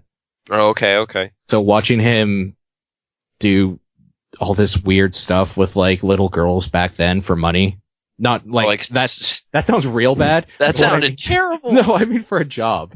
Right, like sweet, good-natured stuff, which is just not what he's into normally. Yeah. Like, one episode, I remember, it had to do with an earthquake that happened. So Stephanie was really scared, and Michelle was too, so they slept in his bed with him. And just stuff like that, just like, oh, this is so weird, knowing what I know. Uh-huh. That's been part of his act too, where he talks about banging the girls from Full House. He's a sleazy guy. So anyways, Full House. In stores now, on TV now, Yeah. Is it actually all the seasons on DVD? Probably, right? Yep. I was checking the Full House hashtag just to be like, well, it's probably just Paul. I mean, it's so many years after this. That's a hot show, apparently. People keep talking about it. So, a lot of tweets. I feel like you and I have been talking a lot. Mario 64 Mario, what have you been doing? I recently, just going back to movies, I guess, I just finished watching Superbad again. Okay. Okay. I like that movie. It's pretty funny. Some Michael Cera in there. Yeah. Being Michael Cera, the awkward teen that he is in everything ever. Yeah, but he does it so well that I can't really hate him ever. Fair enough. That guy's talented. That was in my top 10 movies of 2007. I like that movie. Was it? Yeah, it was number 10, but I still really like it. It's still on there. It is really good. And Jonah Hill. He's great. Oh, Emma Stone. Oh, Too good. That's where it all started. That movie. is it? I think it's literally her first credit for anything ever, but I'm gonna double check that right now. Okay. So quote me on that, but it might not be true. But I'll allow you to quote me. You've been quoted on things that were completely untrue before, so it's totally fine. Okay, no, she was in an episode of Medium and the New Partridge Family. An episode of Malcolm in the Middle. I'm gonna watch that. Yes, after I have watched that episode. Yeah, so I didn't know, TV but- stuff. Yeah. Okay, I guess first feature film. That's fair to say. Yeah, Superbad. Jules. Yep. And she was in The Rocker and The House Bunny, which I saw both of those. She is in that. Yeah. Oh my god, I love the House Bunny. I don't know why. I own the movie. So yeah, It's an okay movie. It's not bad. not bad. Also, you got Kat Dennings in there too. So I know. It's like Animal House for sexy women. I guess. There you go. But PG-13, it's a little more, But yeah. Did you ever see Okay. Man of the House? Well, okay, there's two movies called that. There's a Chevy Chase one, and then there's Tommy Lee Jones. The Tommy Lee Jones one. Okay, I haven't seen either, but oh wait, I think I might have seen the Chevy Chase one if it's the one I think it is. Like, if I remember correctly, isn't Tommy Lee Jones a cop or like a state trooper or something? He's keeping a sorority house safe, so he has to live with them in their house. Yes, that is that movie. Sorry, the other one is Jonathan Taylor Thomas and Chevy Chase, and I have seen that movie. Have you seen Jungle to Jungle? I've seen part of. God. Remember that? Yeah. Jungle to Jungle. Oh my god. This actually reminds me. I was having a conversation about like what was your first movie theater memories? Like what was the first film you saw in a theater? The Mask with Jim Carrey. Okay, mine is like Dunstan Checks In, which is like bad '90s comedy. We've discussed this. It started your ape obsession. Probably like that was probably more impactful than I knew at the time. But I wish I yeah. could say something like Star Wars. Oh wait, no, I would have been 9 when that came out, so it must have been Lassie at the same theater. Yeah. Maybe Peter Pan. 1994, Lassie. The dog everyone loves now leaps into the 90s in this all-new, exciting, updated Speaking of dogs everyone loves, Shiloh, you remember that one? I haven't seen it. I saw a trailer for it many times. Nobody remembers Shiloh. That dude kicked him. He was mean. If you remember Shiloh, podcast at pixel-response.com. We want to hear from you. Rod Steiger was in that? Just email the word yes. Subject line yes. I guess, yeah, question of the week. We'll just do that. But okay, so Superbad. Was there any other media consumed? Not really for movies and TV. That Ricky Gervais show, Derek, that's like really picking up. I've definitely seen him tweeting about it, and I've been vaguely interested. It's a little more serious than most of his stuff. Kind of. Okay. It's still in the same vein of The Office, but it's like a mental, or I guess he's like mentally handicapped. They don't really say it, but you can tell. Right. So he plays this mentally handicapped guy that like helps out at a old people's home. So Okay. I don't know. He pulls it off, considering how boring that sounds. Yeah. I saw the pilot a while ago, maybe like a month or two. Mhm. And they've just been airing the series, and they just announced that season 2 has been picked up. So Oh, which network is that on? Is that- what I think he's, I don't know about here, but it's definitely on like Sky 4 or whatever over there. Okay. I don't know. That's kind of odd that touches on like old folks' homes. I just saw a movie about old folks' homes, and like I've been thinking about kind of just like how to treat that with the correct kind of like melancholy, but without making it just bleak and sad, because it could easily go that way too. And like the movie I saw, Quartet, I felt maybe treated it a little too light. Like it just kind of sidestepped a lot of the real problems that could happen. Like it's just like one day, somebody might just not be there anymore, or you won't be able to play violin perfectly anymore, and they just kind of don't care about that in that movie. It was kind of weird. But then Amour, I've been meaning to see, because apparently that gets pretty serious about it. That's the Michael Haneke movie that was this past year. But do they kind of touch on kind of just people dying and stuff in this show? Like yeah, I remember in the pilot, this woman actually does die. Okay. And it's kind of funny because like every day or week or whatever, she sends Derek out to go get her like a lottery ticket. Yeah. And he's like trying to give it to her, and they're like, no, don't. She's like resting, and they're like trying to keep him away. And then, so it does deal with death, very early on. I don't know about the rest of the series though. And I guess it does definitely kind of. I think the reason I sought out that movie was kind of just recently my grandpa moved up to Edmonton to go to a home, and there was a lot of weird family, like debate over whether that was a good idea and whatever. So I don't know. That's definitely an interesting kind of place to meditate on aging and the various health problems and all that stuff. Family.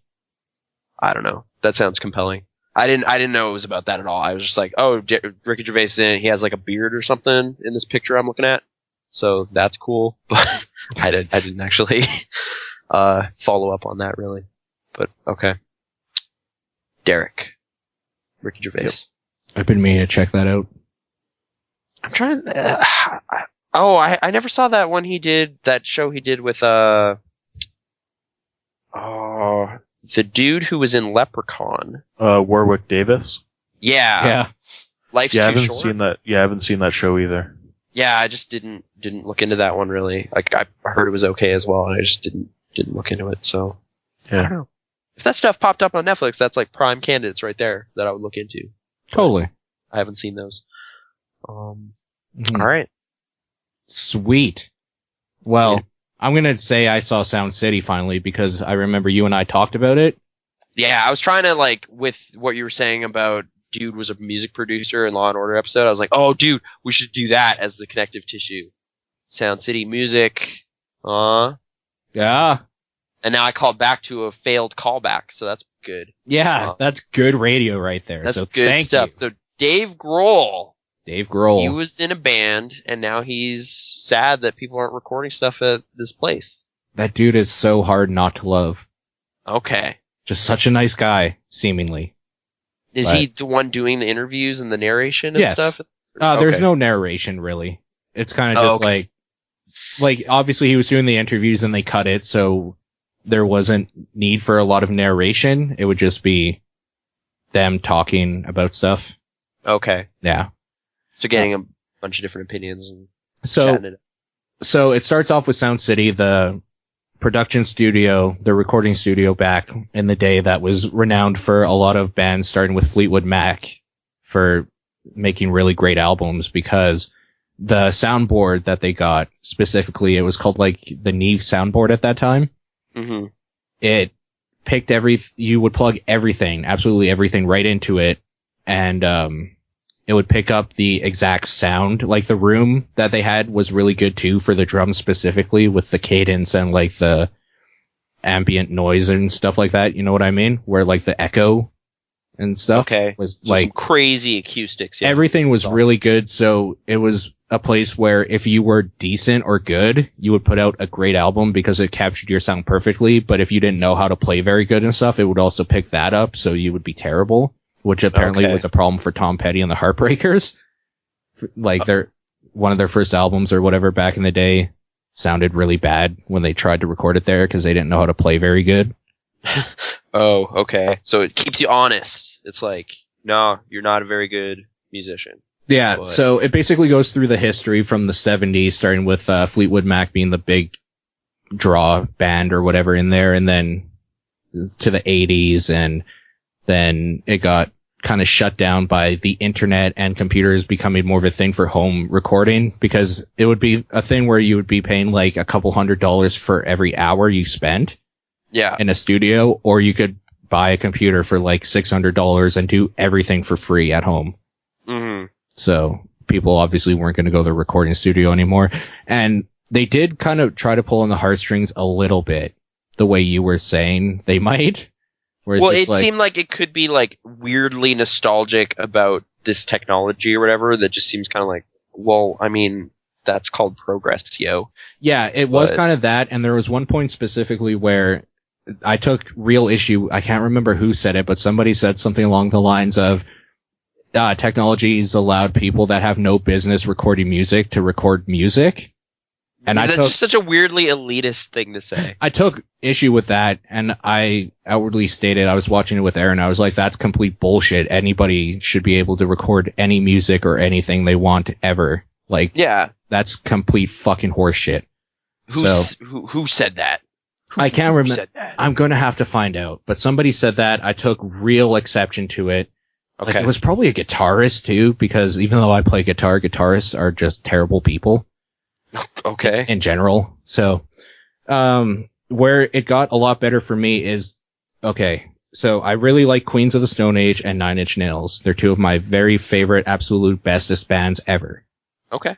They're Josh Homme and Trent Reznor both do a song with Dave Grohl in this video or whatever. Like, Dave Grohl took the soundboard or whatever, put it in his own home studio called 606, Studio 606 or whatever. Mhm. And he got a bunch of guys to come in that have recorded in Sound City before. Okay. To record, all to get together to record an album, like using their different styles and stuff like that. One of the songs was recorded by Josh Homme and, or front man for Queens of the Stone Age, I guess, for anybody that doesn't know, and Trent Reznor, front man for Nine Inch Nails, and Dave Grohl played with them too. When they were talking to Trent, that's where it kind of came back to this idea that technology is totally good and okay. Yeah. They were saying how like technology is great in this respect because Trent uses it as an instrument. He doesn't just like use it as a crutch, which they like, if they had explained that before, instead of just saying, well, like, no, you need to spend hundreds of dollars, give that sort of idea and be in a recording studio for it to be legit, which is the kind of context they were alluding to before. If they were saying like, no, people are using it as a crutch more than an actual instrument or like using it properly, that's totally okay. And they finally got around to that like maybe an hour and a half into the movie, which is kind of annoying, but like clarified their position on it had a very elitist feel to it. And then I was wondering like why Trent Reznor's in this then, because that dude is like home, like Pro Tools home studio guy, and he makes great music with it. And then they finally got around to, no, it's totally okay if you use it properly and whatnot, blah, blah, blah, blah. We're elitist bastards. So anyways, great movie. A lot of music that I grew up with and from our generation, like the 90s and stuff like that. There's a little part in there that was talking specifically about not Nine Inch Nails, Nirvana, which is a little bit sad because Dave Grohl and like, that's how he started. You know what I'm talking about? That, yeah, I don't have to explain that. Oh, that guy Kurt. Yeah. How, like, I don't know. Just kind of. Sorry, I'm not trying to be like reductive of that. No, I know. It's just kind of a sad part or whatever because it's his roots or whatever. And they did some decent music that I like quite a bit. I'm just trying, like, just the way you're kind of describing it is just like, didn't they mass produce this soundboard? Like, what is so special about this soundboard? It almost sounds like they're mythologizing this thing. At the time, it was like one of the, at the time, everything you made was handmade. Okay. Right? Back in the day, and it was a super expensive soundboard at the time and stuff like that, and apparently they actually didn't make a whole lot of that one. Okay. That dude did go on to make more soundboards in his life. Did they talk to that dude, or is that guy gone? No, I think they did talk to him. I'm trying to remember. I'm pretty sure they did, but he was really old and kind of hard to understand. Okay. And, way smarter than Dave Grohl. Like, there was a little caption on screen at one point that they edited in. Where it was like Dave Grohl thinking, like, this dude is way smarter than me. I can't, like, he can probably tell I never graduated from school. Okay. Stuff like that. Because he was, talking some technology business. Talking some technology. So I watched that, then right after that I watched Batman The Dark Knight Returns Part 2, the animated movie stuff based on Frank Miller's old 1990-ish? Okay. 80-ish, maybe? Bruce Timm produced this or whatever. Huh? Right? Yeah. Isn't Bruce Timm has a hand in these? I think so, yeah. Yeah. Like, I guess there's spoilers for that, but the comic book's been out forever and it's just an adaptation of that. Oh, dude, Michael Emerson is the Joker? Yeah, he's not good at it. Oh, he's not good at it? Anybody that isn't Mark Hamill is not a Joker. That's it. Well, that's a little... I don't know if you saw that movie with Heath Ledger. Yeah, he's a bad Joker compared to Mark Hamill, 100%. I would never take Heath Ledger's Joker over Mark Hamill's. Okay. You gotta be crazy if you do. Are you crazy? That's a bold statement. That is such a bold statement, Paul. Come on. You got rose-colored glasses on. That show's not that good. No, what do you mean show? The Voice. I don't care about the show specifically. That's the Phantasm kind of sucks, you know. Dude, The Voice. That's all it takes. Okay. He made the Joker what it is with that voice. Like, I'm just trying to think of... What the fuck was his name? Cesar Romero? Yeah. Remember the him? Original Joker. With his laugh all the time. Yeah, and refusing to shave his mustache, so just painted makeup over it. Mm-hmm. Yep. Oh, you could tell, too. There are so many instances in that show where his lip would look all weird. So if we're comparing those shows, that cartoon's pretty good, but I haven't seen it in a long time. I don't remember. Yeah. Yeah. Ariel Winter of Modern Family fame is also in this. Weird. Yeah. What character would she play? Robin. Oh! Female Robin. Dark Knight Returns. I've read this. Yeah. That's from the 80s. Okay. Like everybody's read it. That's why. Right. That's why I didn't know if I should talk Joker business in there, so that's kind of weird that for like half of it. Yeah. All right. That part is cool though. Joker's just shooting everybody. Yeah, it gets pretty crazy. He's just going through the tunnel of love, dude. He's shooting everybody in the head as he walks by. Didn't they do Year One like a while ago? Yes. Okay. Okay. There's been a lot of Batman animated business lately that I have not looked into. But you should look into this, I think. This one specifically? I mean, I don't know if you remember the comic, but Batman and Superman fight. Yeah, and they do. Batman's like covered in metal because Superman's still really strong, even though the sun isn't out because of the like kind of nuclear winter thing that hit Gotham, where it's all dark all the time. Doesn't he use electricity in some crazy way? Or yeah. Bat Tank, dude. Bat Tank. Okay. This sounds pretty great, actually. Yeah, so. It's actually quite good. Okay. I don't know what I can say about that, though. I mean, Batman. Mm-hmm. Done. .com. I feel better now. Batman.com, yeah. Resident Evil Director's Cut, I played a lot of that. Done. Okay. Midterm exams. Yes. Whatever. My issue with this one was it was a multiple choice exam, and so many of the questions seemed completely subjective to the professor thought this part of the book was interesting, and hopefully you did too. So it's just I don't fucking remember that. Like, I read the whole chapter. That was not a very good point. why would I write down her exact phrasing of that passage? Like, that's just weird. Like, I don't know. I was definitely a little put off by some of the questions. So I just wanted to call out my professor on a podcast. That's a weird thing to do. I don't know. Tests, dude. Multiple choice is dumb. You should write an essay every single time out. Write your own. Yeah. Right. Essay questions are the future. But okay. And podcast, depressing British podcasts. I've been listening to more of those. And some of them are really good. They're not really depressing. Well, some of them get that way. It's weird. Like, or I guess if the person has subsequently died, and you're just kind of listening to this, it's kind of like this weird, like, obituary kind of thing almost. It's kind of weird. It's like, we're casting you off to an island. Your life is over. What were the most important parts of it? And what is your favorite music? Okay, goodbye. Kind of, I don't know. It's weird. Last Second Hero says you showed that jerk in regards to calling out your professor. Yeah, take that, professor. Professor Jerkface. Yeah. Just his new name, I guess. Not a great exam. I'm not gonna even correct any details right now because that's just weird. But, yeah. Yeah. Yeah, that's it. I don't know. That's media. That's all I've really got in my brain. Marcy's from Mars, is there any exam stuff you want to shout out? Yeah, I had a broadcast standards exam last week. I probably did terrible. I'll find out tomorrow. Okay. There you go. Finding out tomorrow, always the worst way to find something out. Mm-hmm. Like finding out your girlfriend's pregnant. Oh, did that happen? Is that why you said kid stuff? Oh, no, okay. No. I'm kids. It has happened before, but not recently, no. Okay. Bundles Nathan, of joy is one of them. When was the last time you got someone pregnant? Go.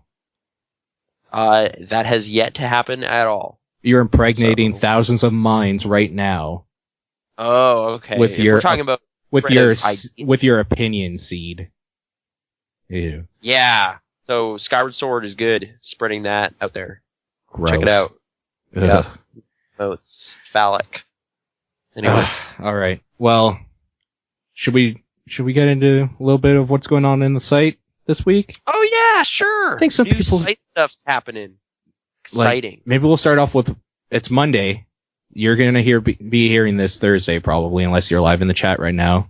In which case, we thank you first of all. But so 21 and Over, that movie that kind of looked like Superbad, maybe. Well, it kind of looked like Hangover, but with like Hangover meets Superbad, like kids, right? Trying to, I guess so. Young people at a party, stuff like that, drinking. Anyways, Matt did a review for that. Okay.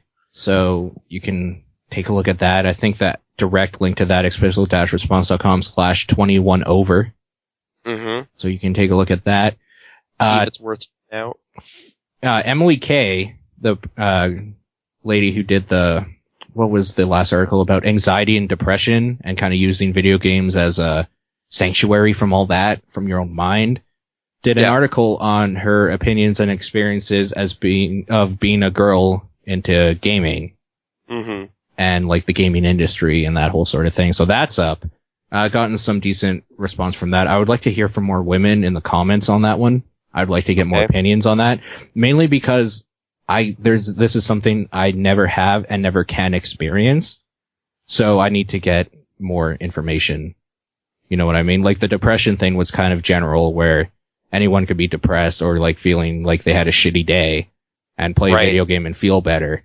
But the experience of like speaking on a headset and then people reacting really weird because you're a female, like that. Yeah, like I cannot grow a vagina and just like find out what that side's all about. I wish I could, trust me, because holy shit, I'd have so much fun. But probably not gaming, which she brings up. There is gender reassignment surgery, like I'm not sure if you know. But... It's not the same, dude. Oh, okay. There's actually a game about that called Dysphoria. Yes, I haven't played that yet. It's like really short, but it's actually interesting. But anyway, okay. Tying in other stuff. Tomorrow we have another Indie Talks coming out. This one with Richard Hoffmeyer, which you're particularly excited about, or were excited about when we did it. Yes, this is the guy who made like my favorite video game from last year. Yeah, Cart Life. Cart Life. Just for anybody. It's an interesting long conversation. So yes. Self-depreciation. Does that still bother you? I don't know. I'll need to kind of hear it again. Like I only have vague recollections of the actual conversation now, but yeah. Yeah. It's an interesting piece on that game. If you're a Cart Life fan, check it out. That guy's a crazy guy too. He's the first person I've ever talked to who's just like, no, smoking's good. I like it. I would recommend anyone do it. Just like, all right, dude. That. There you go. Yeah, just a little hint at what's coming up. What's more importantly though, and one of the main reasons we have Mario 64 Mario here is he's been a listener for quite a while here. I don't want to say fan because I wouldn't be a fan of me, but I would listen to me, so there's a difference. He and 3 other friends of his put together a podcast just, I think about 2 weeks ago from this recording that is going to start, we're going to start hosting on Pixel Response every Wednesday called the Spaghetti Cast. Now, Mario 64 Mario, you want to let us know what Spaghetti Cast is all about? What you guys are doing? Just like the title, anything we talk about makes no sense and has no direction. Oh. Okay, whereas I was like, so it's about pasta? That's interesting. Yeah. Oh, I wish. But no, we talk about pretty much anything, wherever. Ben's in chat right now. He's Drathius. He's one of the co-hosts. He's just talking about the Ben Zone, which is going to be a new segment that we've got. Okay. So not in this episode, but next week. So, a little bit of suspense there. Okay. We have a segment called the Ben Zone where, Ben gives relationship advice. And you can decide whether or not it's useful. It's up to you. All conversation is useful. What do you discuss in this episode that, from people hearing it when they downloaded this episode we're listening to right now will have been yesterday because that comes out Wednesdays. Oh, okay. Just as Ben's saying, this first episode is really rough. We just recorded it because whatever. We were supposed to do an LP, and then we just decided to do a podcast instead. So there's a lot of background noise. There's a lot of Ben just fucking around, and I cut out as much as I possibly could. So sorry. Racism, swearing, apparently. You had me at racism. So there you go. I bleeped out most of the swears for general audible pleasure, right. But I did indeed miss a whole bunch because I'm not good at audio editing yet. Right. Okay. Fair enough. Well, I have heard it. I will say Nathan is probably going to listen to it tonight, maybe, or tomorrow.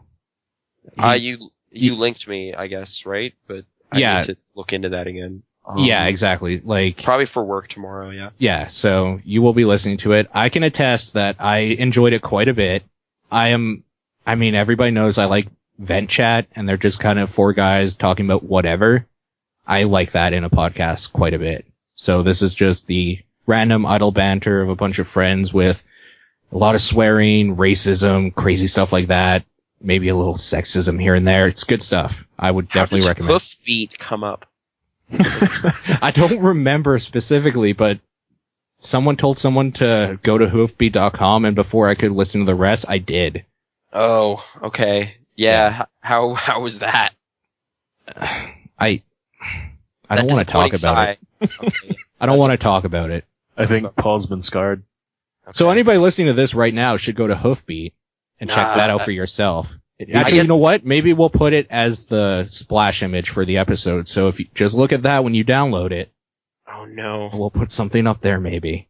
I just know you guys talk about it. I didn't mean to unleash that on more people, but okay. Great. Hey, whatever gets a reaction. Yeah. Right? Yeah. Reaction is the most important thing. But with that, I think we're done this week. I have it written down here to remember because I always forget. If you want to help the show out, and you're going to buy something on Amazon, maybe go to pixel-response.com, click that Amazon link, and then do your shopping so we can get like $1. It would help. All it takes is a couple thousand of you to do that and to spend like maybe a couple $1,000s, and we'll be rich. And then you will get nothing out of it, but you will get your items that you ordered. So if everyone listening right now goes and buys Skyward Sword, that'd be awesome. That would be pretty awesome. Yeah. Maybe don't buy Skyward Sword though. It's a good game. I don't believe you. Okay, well, Full House, all the seasons on DVD. Maybe go buy a car so we get a good kickback. On Amazon.com. Yeah. Is that it? Okay. Like stop buying your paper towels. Stop buying your fucking milk and eggs from Amazon. Go buy your cars. But make sure you use the link on the page. Stick it to the man. Tell Amazon that you're not going to put up with their bullshit anymore, and that part of your money should go to these guys you listen to that you don't even know. There you go. I think Ben's right. People should just get Hoofbeat on Amazon. There you go. Hoofbeat on Amazon.com. Go through pixel-response.com. Your only source for Hoofbeat material on the interweb. Great. I'm not going to be holding to that. You can listen to us live Monday. We're having a good time here. We got a bunch of people in the chat talking, some more than others, but that's totally okay. That's pixel-response.com/live. Monday's usually around, like, when did we decide? 5 or 6 Pacific time? If I'm done an exam, 5. 5 Pacific time. Okay. I don't know. 6 sometimes. Yeah. Let's say 6 Pacific time. Okay. Just to make that's when the pre-show seems to start. Right. Just to make it a little bit easier. You can get a hold of us at podcast@pixel-response.com. Facebook page is facebook.com/thepixelresponse. Twitter is pixel_response. You can get me at exposure, EXFAUXSURE. You can get Nathan at Krasnor, KRAZNOR. You can listen to us on Stitcher if you don't want to download the episode. Give us a thumbs up on there. It helps more than you could possibly ever understand because you don't do a podcast, so you don't understand anything. Unless you do. Unless you do, in which case you understand everything and you're a good person. So there you go. Okay. Give us a review on iTunes, maybe. We will love you more if you give us a review on iTunes because it's way harder. It sucks. It sucks to use iTunes. So if you do that, major props. But as always, visit pixel-response.com for more from us. And thank you so much, Marvel64 Mario, for hanging out with us and doing your thing. Oh, thanks for having me. Yeah, no problem. Listen to Spaghetti Cast Wednesdays on Pixel Response. There will be more information as soon as I figure out what the fuck I'm doing, and I think we're out.